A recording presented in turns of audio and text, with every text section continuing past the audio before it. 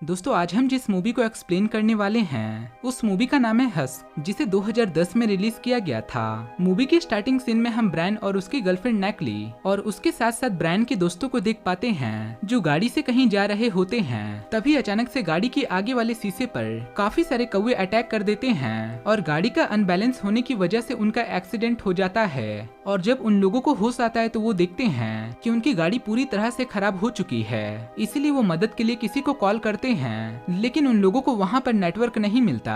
तभी ब्रायन अपने आसपास देखने लगता है क्योंकि उसका फ्रेंड जॉनी उन लोगों के साथ नहीं था। इस बात से उनके सारे फ्रेंड काफी ज्यादा हैरान होते हैं, लेकिन फिर उन लोगों को ऐसा लगता है कि जॉनी कहीं गैस स्टेशन पर चला गया होगा। और क्योंकि गैस स्टेशन वहाँ से काफी ज्यादा दूर था, इसीलिए ब्रायन भी किसी की मदद लेने के लिए वहाँ पर जाने का फैसला करता है। तभी स्कॉट सभी लोगों को बताता है कि शायद मुझे पता चल गया है कि आखिर जॉनी कहाँ गया है। फिर वो ब्रायन को वहाँ पर मौजूद मक्के के खेत में बने रास्ते को दिखाता है, इसीलिए ब्रायन और स्कॉट उसे लाने के लिए वहाँ से जाने का फैसला करते हैं। हालांकि ब्रायन की गर्लफ्रेंड नैकली उन लोगों को वहाँ से ना जाने के लिए काफी ज्यादा कहती है और कहती है कि मुझे बहुत ज्यादा अजीब लग रहा है, इसीलिए तुम मत जाओ। पर ब्रायन उसकी बातों को नहीं मानता है और कहता है कि जॉनी को यहाँ से गए हुए काफी वक्त हो चुका है, इसीलिए मुझे उसे ढूंढ कर वापस लाना होगा। फिर वो दोनों मक्के के रास्ते से वहाँ से जाने लगते हैं और वहाँ पर उन लोगों को एक लेटर बॉक्स के साथ साथ एक पुरानी सी कार नजर आती है जिसकी कंडीशन काफी ज्यादा खराब थी। फिर वहाँ पर उन लोगों को एक स्केयर क्रो दिखाई देता है जिस पर चढ़कर स्कॉट चारों ओर देखने की कोशिश करता है और तभी वहाँ पर उसे एक कैबिन दिखाई देता है, इसीलिए वो दोनों वहाँ जाने का फैसला करते हैं। दूसरी तरफ ब्रायन की गर्लफ्रेंड नैकली को मक्के के खेतों में एक बच्चा नजर आता है जिसे वो आवाज लगाने की कोशिश करती है, लेकिन वो वहाँ से भाग जाता है जिससे नैकली काफी ज्यादा परेशान होने लगती है। फिर उसकी नजर वहाँ पर मौजूद एक स्केयर क्रो पर पड़ती है जो जमीन पर पड़ा होता है, इसीलिए नैकली उसके पास पहुंचकर उसे चेक करती है और उसे पता चलता है कि वो कोई स्केयर क्रो नहीं बल्कि एक डेड बॉडी है, जिससे वो बहुत ही ज्यादा डर जाती है और क्रिस को इसके बारे में बताती है। लेकिन क्रिस को उसकी बातों पर यकीन नहीं होता, इसीलिए वो डेड बॉडी को बिना चेक किए हुए वहाँ से चला जाता है, जिससे गुस्से में नैकली ब्रायन को ढूंढने के लिए अकेले ही गन्ने के खेतों में से जाने लगती है और मजबूरन क्रिस को भी उसके पीछे पीछे जाना पड़ता है।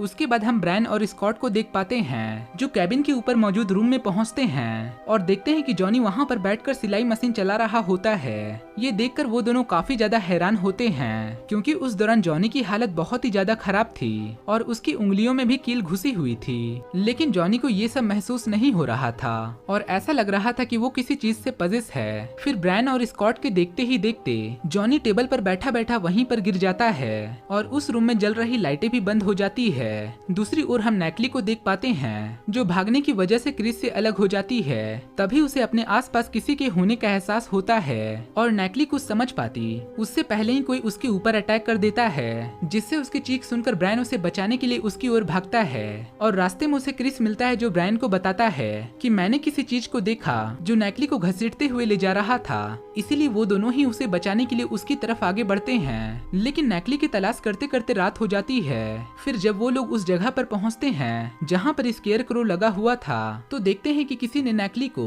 उस स्केयर क्रो की जगह पर टांग दिया है और इस दौरान उसकी हालत बहुत ही ज्यादा खराब है। फिर क्रिस के देखते ही देखते नैकली की आंखें बुरी तरीके से बदल जाती है जिससे वो बहुत ही ज्यादा घबरा जाता है और भागते हुए क्रिस स्कॉट के पास पहुंचता है। इधर ब्रायन नैकली को वहां से निकाल लेता है, लेकिन फिर से कोई अनजान चीज नैकली की डेड बॉडी को वहां से घसीटने लगती है, जिसे देखकर ब्रायन काफी ज्यादा डर जाता है और वहां से भागने की कोशिश करता है। इस दौरान उसे वहां पर स्केयर क्रो के कॉस्ट्यूम में कोई भागता हुआ दिखाई देता है, इसीलिए वो उसे पकड़ लेता है, लेकिन उसे ऐसा लगता है कि वो सिर्फ एक स्केयर क्रो है। तभी एक दूसरा स्केयर क्रो ब्रायन पर अटैक कर देता है और नैकली की बॉडी को लेकर वहां से चला जाता है। इन सारी चीजों की वजह से ब्रायन काफी ज्यादा डर कर उस गन्ने की खेत से बाहर निकल आता है। तभी स्कॉट उसके पास पहुंचता है और ब्रायन को घायल देखकर काफी ज्यादा हैरान होता है और उससे इसके बारे में पूछने की कोशिश करता है, लेकिन उसे भी वहां पर स्केयर क्रो दिखाई देता है जो उस पर हमला करने की कोशिश करता है, लेकिन स्कॉट बच जाता है। फिर वो देखता है कि जॉनी भी वहां से गायब हो चुका है। जब ये सारी बातों को स्कॉट ब्रायन को बताता है तब वो बहुत ज्यादा उस पर गुस्सा होता है और क्रिस से कहता है कि तुम नैकली को बचा सकते थे,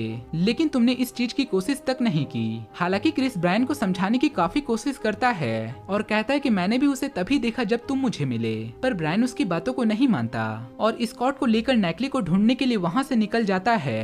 इस दौरान स्कॉट देख पाता है कि एक स्केयरक्रो उसकी तरफ घूर रहा था और इसे देखकर वो काफी ज्यादा डर जाता है। आगे बढ़ते ही कुछ दूरी पर उन्हें एक गाड़ी मिलती है, लेकिन जब वो लोग चेक करते हैं तो उन्हें पता चलता है कि उस गाड़ी में चाबी नहीं थी। तभी स्कॉट को टेबल पर एक स्केयरक्रो दिखाई देता है जो उस पर अटैक कर देता है, लेकिन ये चीज ब्रायन को दिखाई नहीं देती।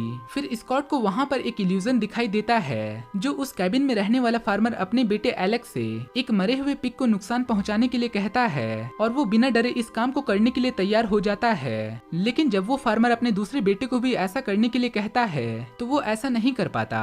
फिर हम प्रेजेंट के सीन में देख पाते हैं कि ब्रायन स्कॉट को होश में लाने की कोशिश करता है, फिर उससे इसके बारे में पूछता है, लेकिन वो ब्रायन को कुछ भी नहीं बताता। दूसरी तरफ हम क्रिस को देख पाते हैं जिसे ड्रॉवर से गाड़ी की चाबी मिल जाती है। तभी उसे एहसास होता है कि कोई उसे देख रहा है, इसीलिए वो चाकू लेकर आगे बढ़ने की कोशिश करता है, लेकिन दरवाजा अपने आप बंद हो जाता है, जिससे वो काफी ज्यादा घबराने लगता है और भागते हुए सिलाई रूम में जाकर छुप जाता है, जहाँ पर वो लाइट जलाने की कोशिश करता है, लेकिन उससे लाइट नहीं जलती। लेकिन तभी अचानक से अपने आप वहाँ की लाइट जलने लगती है और रूम का दरवाजा भी खुल जाता है। फिर वहाँ पर नेक्ली पहुँचती है जो पूरी तरह से पजेस थी और इस दौरान वो क्रिस को भी नहीं देख पाती। ये देखकर क्रिस और भी ज्यादा घबरा जाता है और वहाँ से भागने की कोशिश करता है, लेकिन दरवाजा लॉक होने की वजह से वो ऐसा नहीं कर पाता। जिसके बाद हम देख पाते हैं नेक्ली एक एक करके अपने हाथों में कील घुसा लेती है। तभी स्कॉट और ब्रायन भी वहाँ पर पहुंचकर उस दरवाजे को खोलने की कोशिश करते हैं, लेकिन वो लोग उस दरवाजे को खोल नहीं पाते।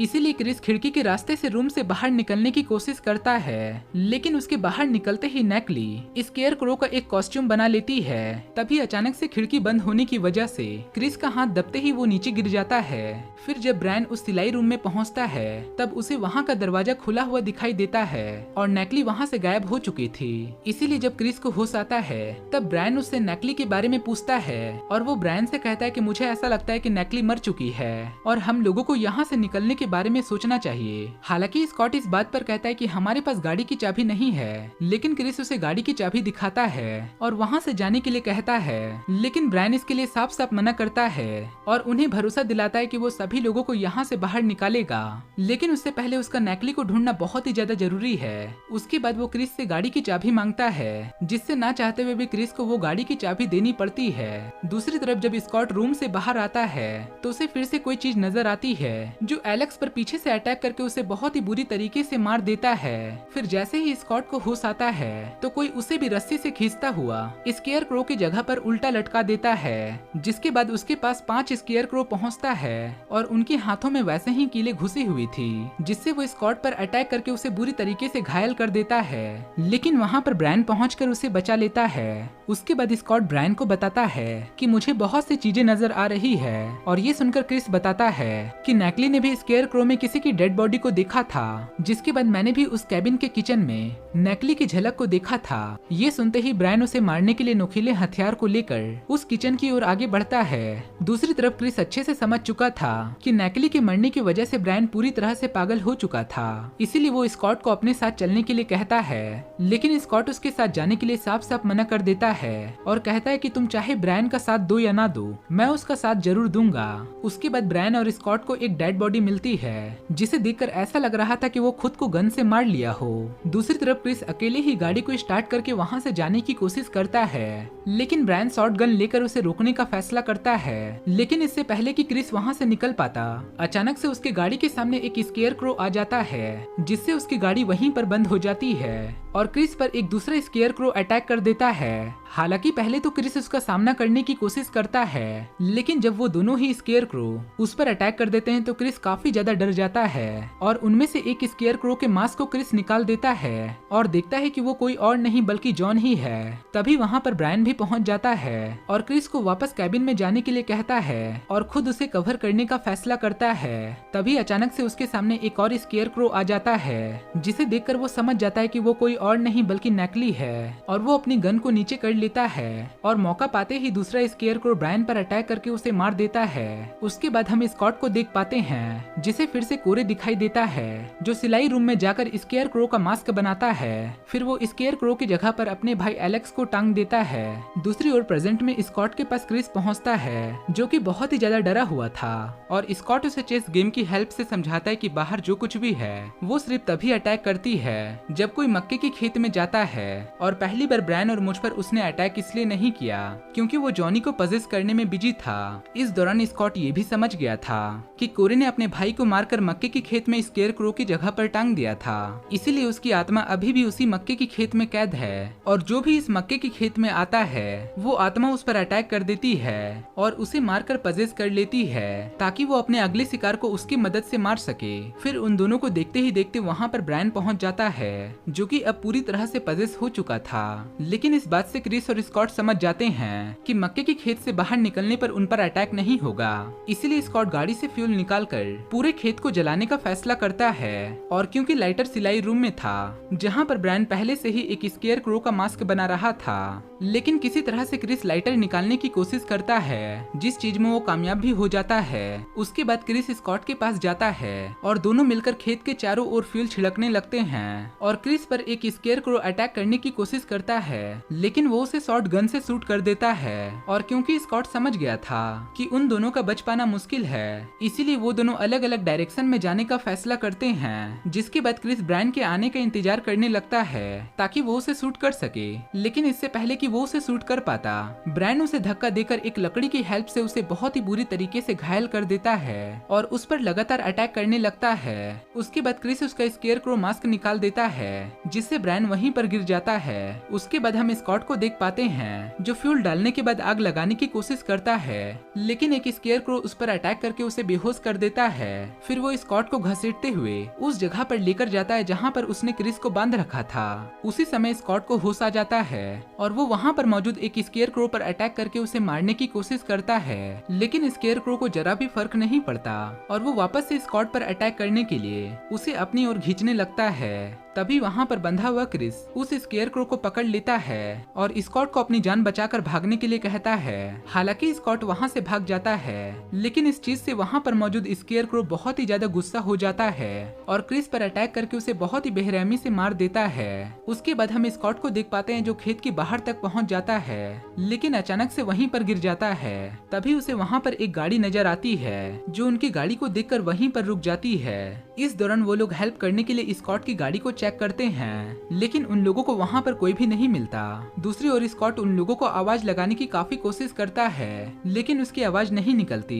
तभी एक स्केयरक्रो स्कॉट को देखते ही देखते खेत के बाहर आकर लेट जाता है, जिससे ये पता चलता है कि वो वहाँ पर आए हुए लोगों को भी अपना शिकार बनाने वाला है। तभी वो लोग स्कॉट को देख लेते हैं और उसकी मदद करने के लिए उसकी ओर आगे बढ़ते हैं, लेकिन तभी स्कॉट वहीं पर बेहोश हो जाता है। और इसी के साथ ही ये मूवी यहीं पर समाप्त हो जाती है।